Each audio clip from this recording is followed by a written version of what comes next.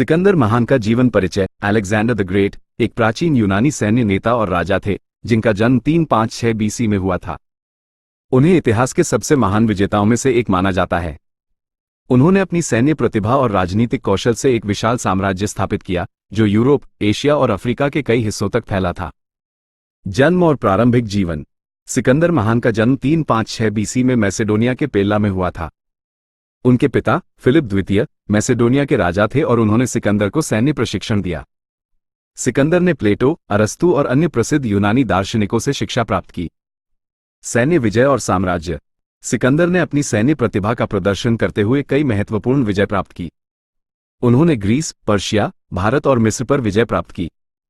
उनकी सबसे महत्वपूर्ण विजय पर्शिया पर हुई, जिसने उन्हें एशिया का सबसे शक्तिशाली शासक बना दिया। सिकंदर ने अपने साम्राज्य में यूनानी संस्कृति और सभ्यता का प्रचार किया। मृत्यु और विरासत। सिकंदर की मृत्यु 323 बीसी में हुई। उनके साम्राज्य का विभाजन हो गया और उनके पुत्रों के बीच उनके साम्राज्य का नियंत्रण स्थापित हो गया। सिकंदर महान को इतिहास के सबसे महान विजेताओं में से एक माना जाता है।